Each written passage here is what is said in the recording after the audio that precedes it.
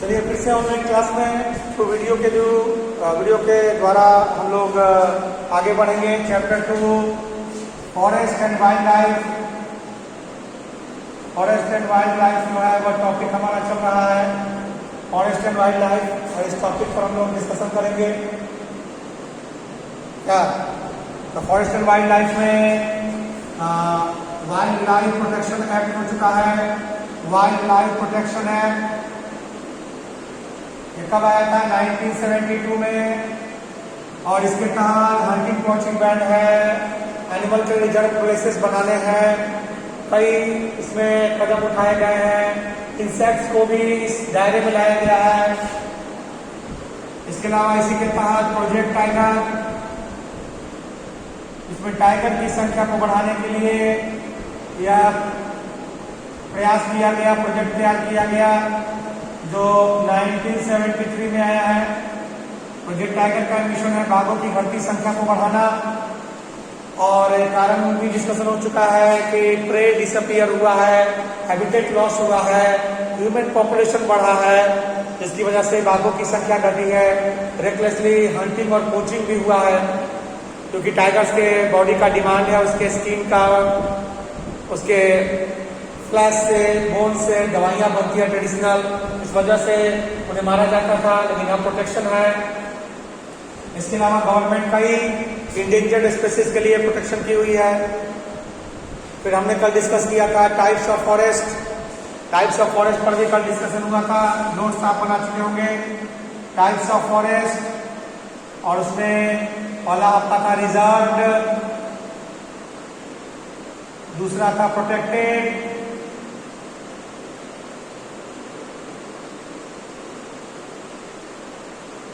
और तीसरा था अनक्लास्ड।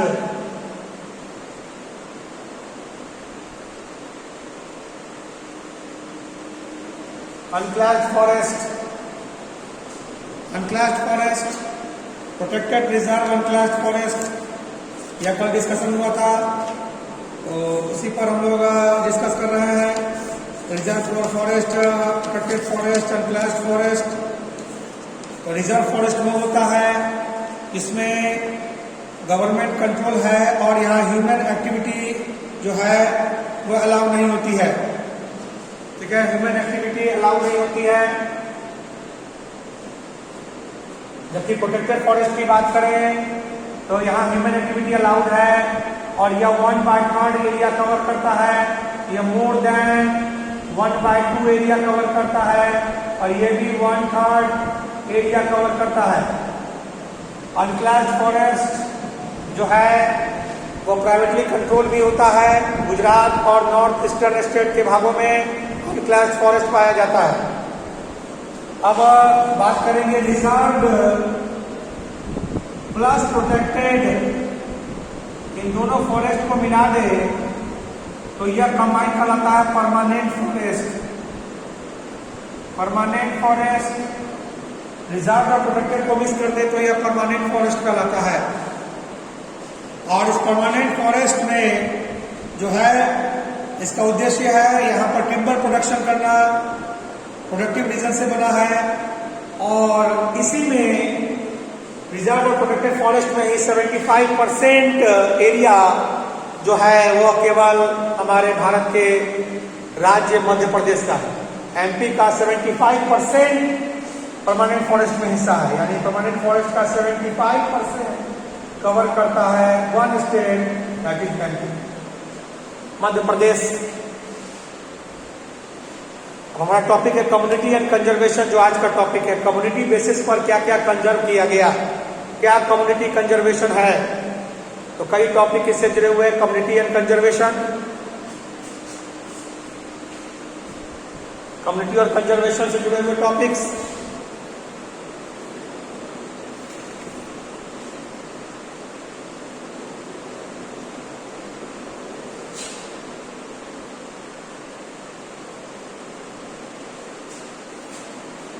तो आज का हमारा टॉपिक है कम्युनिटी एंड कंजर्वेशन।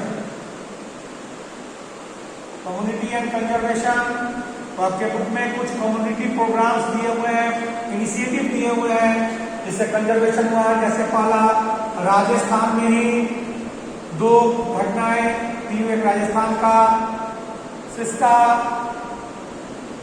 जो है रिजर्व, सरिस्का रिजर्व जो कि टाइगर के लिए है, टाइगर रिजर्व कर देते हैं, सरिस्का टाइगर रिजर्व फेमस है राजस्थान का। यहाँ पर विलेजर्स ने माइनिंग के खिलाफ वाइल्ड लाइफ प्रोटेक्शन के थ्रू लड़ाई लड़ी थी। प्रोटेक्शन अगेंस्ट माइनिंग, माइनिंग के अगेंस्ट प्रोटेक्शन का जो है वार, एक प्रोटेक्शन की लड़ाई लड़ी गई थी वाइल्ड लाइफ प्रोटेक्शन एक्ट के थ्रू। वहीं राजस्थान के ही अलवर डिस्ट्रिक्ट में, दूसरा राजस्थान से है अलवर डिस्ट्रिक्ट का 1200 एकड़ जमीन जो है वो रिजर्व कर दिया गया है। 1200 एकड़ जमीन जो है वो रिजर्व है। 12 हेक्टेयर्स रिजर्व फॉर सोनचुरी,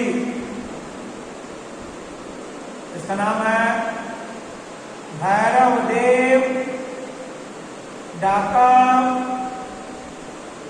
सोनचुरी, भैरव देव डाका सोनचुरी।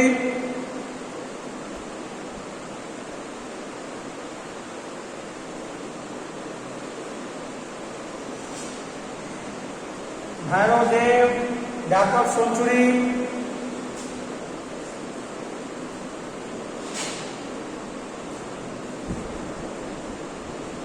ये दो प्रयास, एक आपका हिमालयन रेंजेस में चिपको मूवमेंट,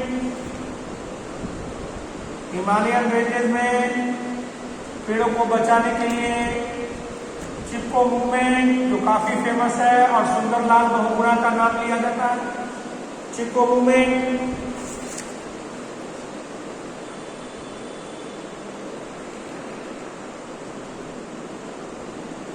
यह भी कम्युनिटी कंजर्वेशन है, चिपको मूवमेंट।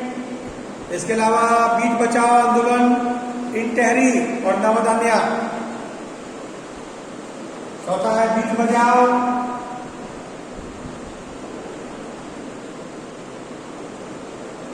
बीज बचाओ आंदोलन इन टेहरी जो कहाँ है उत्तराखंड में, और नवदान्या। ये भी ऐसे वर्क है जो लोकल कम्युनिटी के बेसिस पर चलाए गए। बीज बचाओ आंदोलन, बीज बचाओ आंदोलन का उद्देश्य था जो ट्रेडिशनल वैरायटीज हैं उनका इस्तेमाल ज्यादा हो और वैसी वैरायटीज जिसकी वजह से खेतों को नुकसान हो रहा है, that is the hybrid seed, उसका इस्तेमाल कम किया गया। हाइब्रिड सीड किस तरह से सॉइल को डिग्रेडेट करता है ये आप जानते हैं, बायोलॉजी में पढ़ाया गया। तो हाइब्रिड सीड का इस्तेमाल कम हो और ट्रेडिशनल सीड के इस्तेमाल पर जोर दिया जाए, यही था बीज बचाओ आंदोलन और नवदान्या। ये कुछ ऐसे मूवमेंट थे कम्युनिटी बेसिस पर। और एक सबसे अच्छा जो है उड़ीसा गवर्नमेंट ने बनाया था वो था joint forest management, JFM joint forest management, जो उड़ीसा गवर्नमेंट के द्वारा बनाया गया।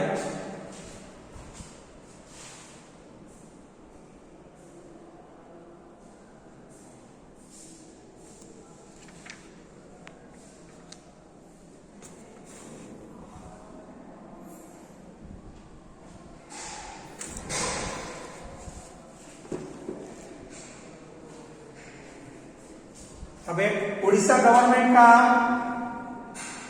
प्रयास जो कि 1918 में रेजोल्यूशन के द्वारा किया गया, वह था JFM यानी joint forest management, joint forest management.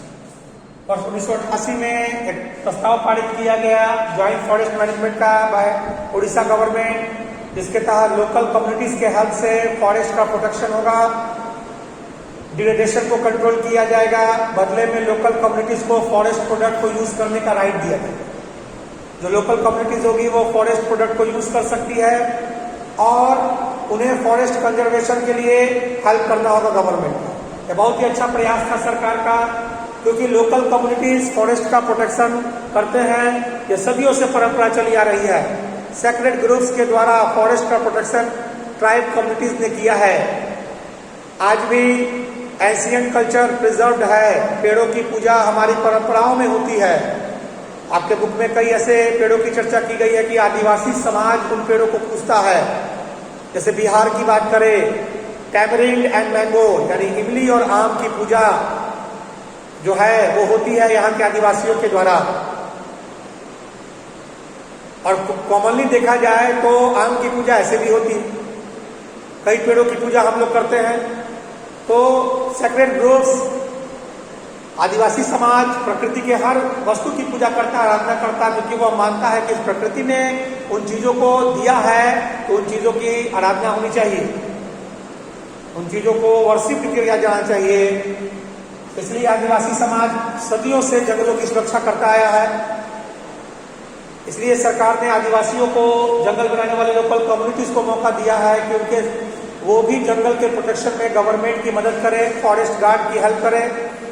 तो ज्वाइंट फॉरेस्ट मैनेजमेंट ऐसा ही एक प्रोग्राम है जो 1988 में उड़ीसा गवर्नमेंट के द्वारा इंट्रोड्यूस किया गया। Joint forest management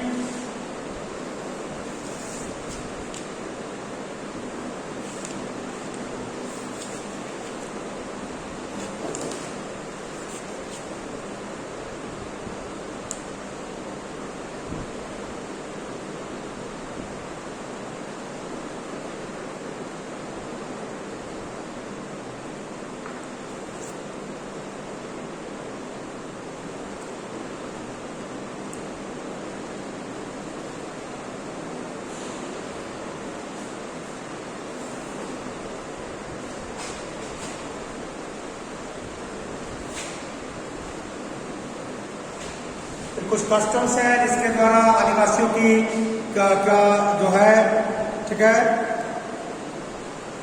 sacred groups, a wealth of diverse and rare species. कुछ आदिवासियों की परंपरा की बात करेंगे। कस्टम्स ऑफ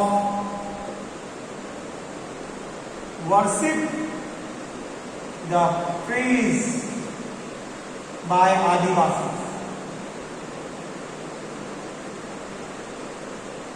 आदिवासी इसकी परंपरा है कि वो पेड़ों की पूजा करते हैं। आपके बुक में कुछ एग्जाम्पल दिए हुए हैं। जस्ट लाइक एग्जाम्पल हम बात करेंगे मुंडा और Santhal, Chota Nagpur region, Munda and Santhals of Chota Nagpur reason. छोटा नागपुर क्षेत्र के जो मुंडा और संथाल है, ठीक है, worship mahua and kadamb. Worship mahua and kadamb, ये दो पेड़ों की पूजा करते हैं। छोटा नागपुर के आदिवासी झारखंड क्षेत्र है।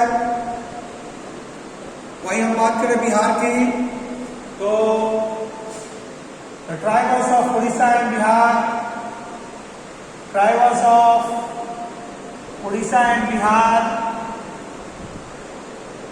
worship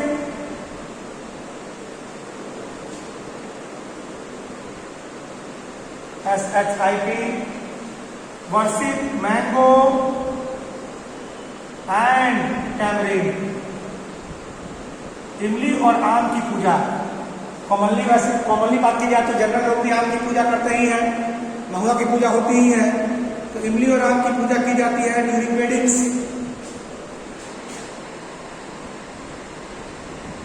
शादियों में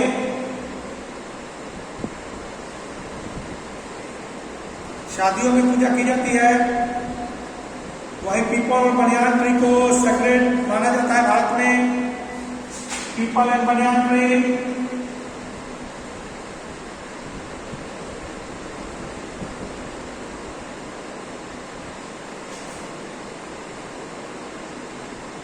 सेक्रेड फॉर इंडिया, भारत के लिए पवित्र पेड़ है।